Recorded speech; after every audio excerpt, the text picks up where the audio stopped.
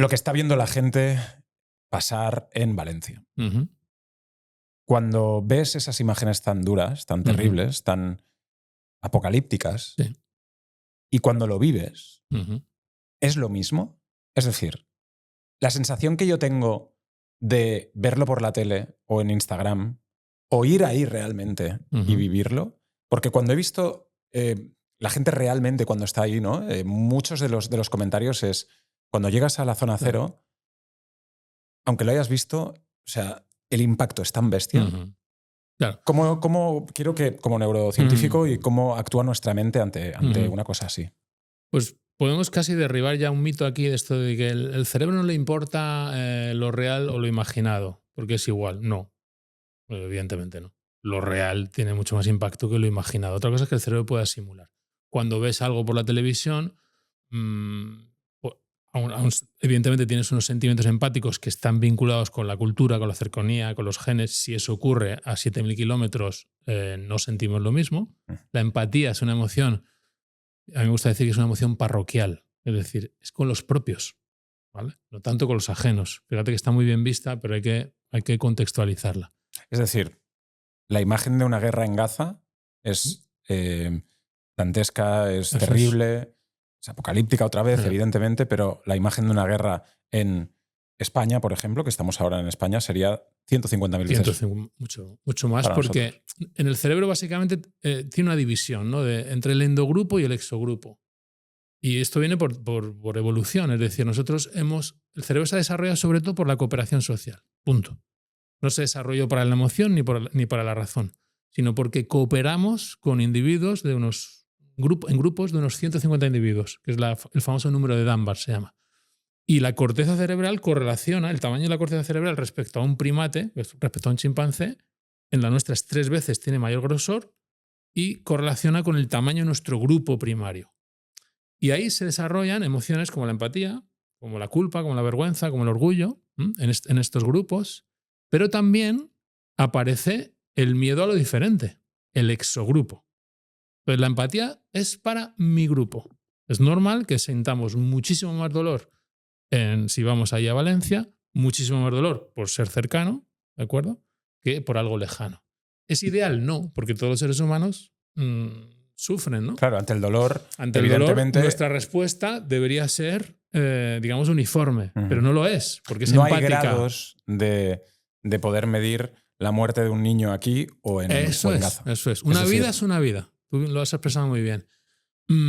Pero evolutivamente el cerebro me prepara, lógicamente, para sufrir más ante los cercanos, ¿vale? Y volviendo al tema, si yo estoy en ese lugar o estamos en ese lugar y en algún momento nos desborda, y a veces pasa también con las noticias, estamos cayendo en hiperempatía. Es decir, y la hiperempatía sabemos que es predictora de burnout en las profesiones. De hecho, enfermeros, médicos, profesores a veces tienen el síndrome del quemado y son los que en principio eran muy empáticos.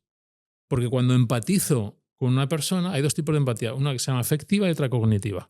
La empatía afectiva se divide en el estrés empático que tengo. Si tú sufres, a mí me duele, yo lo siento en el cuerpo, visceralmente, corporalmente.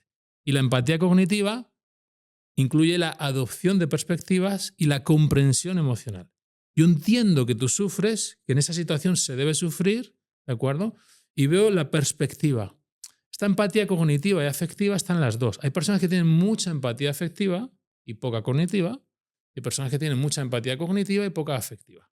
Entonces, si yo tengo mucha empatía afectiva, sufro mucho físicamente con tu sufrimiento, pero me puede desbordar. Y entonces tengo que tomar cierta distancia, a veces de las noticias, a veces del lugar, a veces hacer otras cosas. Desintoxicación. Porque hablaba hoy precisamente con el tema de la catástrofe, el desastre en Valencia,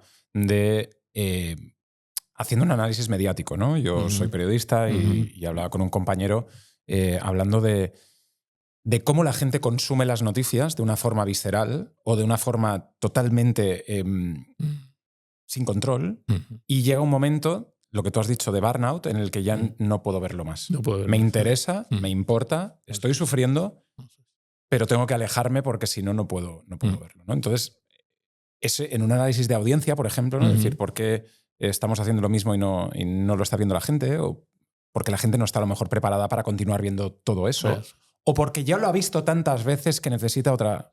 Cómo el cerebro se acostumbra a esa visión, sí, ¿no? Y sobre todo porque, digamos, saturas, ¿no? Entonces, cierta empatía cognitiva o distancia me permite normalmente ayudar mucho mejor. Por ejemplo, las personas que son clínicas, en la psicología clínica, tienen que tener cierta distancia. Si por hiperempatía lloras con tu propio paciente, aunque es un buen signo de que sientes el dolor del otro, no te permite tomar distancia, precisamente para crear recursos, ¿no? Para diseñar estrategias, etcétera, etcétera, ¿no? Y más allá de la empatía hay un concepto que a mí me gusta mucho, que es la compasión, ¿vale? Compasión en nuestro idioma se traduce por pena, por cultura, ¿vale? Pero la compasión en neurociencia, que se estudia mucho y se basa en cómo se describe originalmente en el budismo, es fíjate qué interesante. Cuando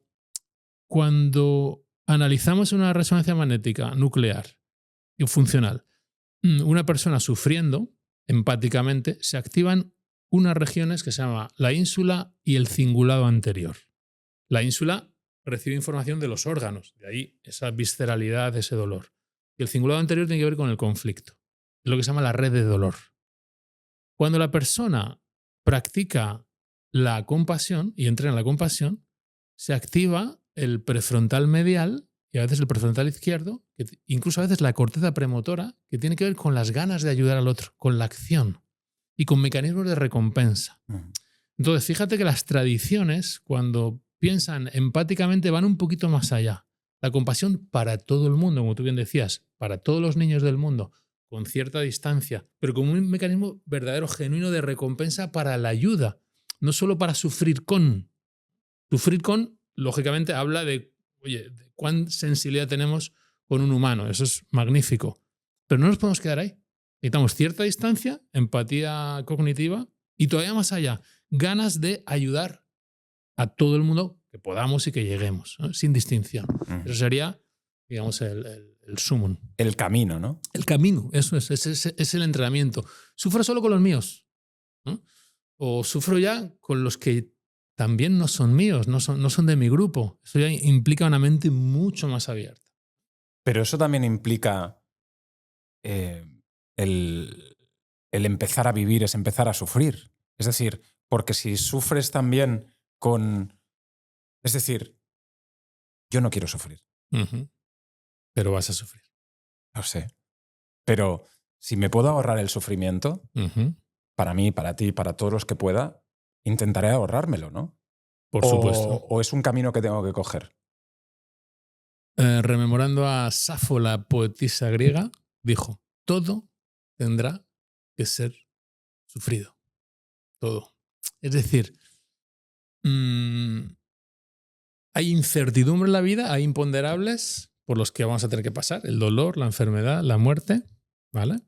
Y entonces podemos evitar el sufrimiento, evidentemente, en la medida que podamos, pero a veces evitamos el sufrimiento precisamente siendo más compasivos, abrazando el sufrimiento, entendiendo que es parte de la naturaleza, parte de la realidad, ¿eh? Que un día estamos aquí y otro día estamos allá, que un día al hoy presidente de Estados Unidos pues, le pasa una bala por la oreja y podía no estar, ¿de acuerdo? Que esta riada o esta dana podía no haber sido así, ¿no? Entonces, cuando abrazamos completamente esa incertidumbre, que es muy difícil, ¿vale? Pero ahí está el entrenamiento emocional, ¿no? Podemos mirar el sufrimiento desde otro lugar.